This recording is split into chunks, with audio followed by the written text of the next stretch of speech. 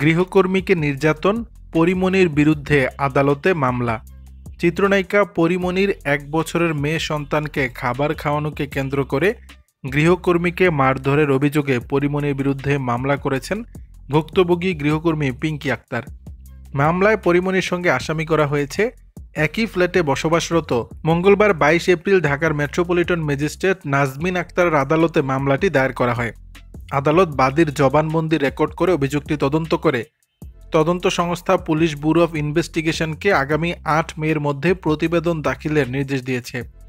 বাদী পক্ষের আইনজীবী অ্যাডভোকেট নাসিদুজ্জামান নিশান এসব তথ্য নিশ্চিত করেছেন। মামলার বাদী ভুক্তভোগী পিঙ্কি আক্তার নেত্রকোনা জেলা সদরের মৌগাতি ইউনিয়নের ফাদুলিয়া গ্রামের মোহাম্মদ মোজাম্মেলের মেয়ে। বাদী অভিযোগ করেন, 2024 সালের মার্চে মামলার বাদী পিঙ্কি আসামিদের বাসায় কাদের এজেন্সি নামক প্রতিষ্ঠানের মাধ্যমে গৃহ পরিচারিকার কাজের জন্য চাকুরি গ্রহণ করেন।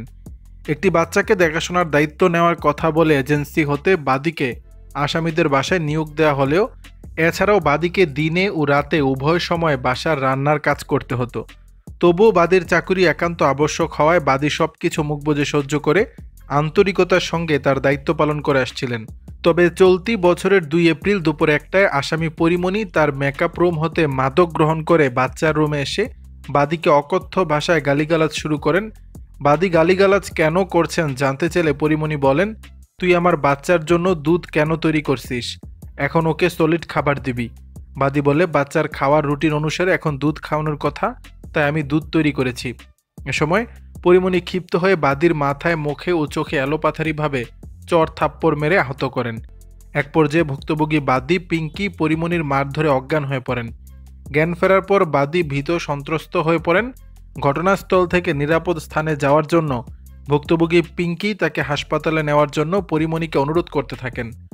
ঘটনার সময় 2 নং আসামি সৌরভ উপস্থিত ছিলেন, কিন্তু আসামিরা বাদীর কোনো কথা শোনেন নাই। উপরন্তু আসামি সৌরভ পিঙ্কিকে নির্যাতন করার জন্য পরিমণিকে উৎসাহিত করতে থাকেন এবং বাদীকে বাসার বাইরে যাওয়া থেকে বিরত করেন। পরে ভুক্তভোগী পিঙ্কি 999-এ কল করে পুলিশের সহায়তায় ঘটনাস্থল থেকে নিরাপদে যান।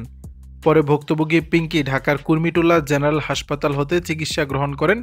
এই ঘটনায় ভুক্তভোগী পিঙ্কি আক্তার গত 4 এপ্রিল ভাটারা থানায় একটি সাধারণ ডায়েরি করেন। পরে এটির কোনো অগ্রগতি লক্ষ্য না করে তিনি আদালতে মামলা দায়ের করেন বলে এজাহারে উল্লেখ করা হয়েছে। দর্শক, বিষয়টি নিয়ে আপনাদের মতামত জানাবেন নিচের কমেন্ট বক্সে।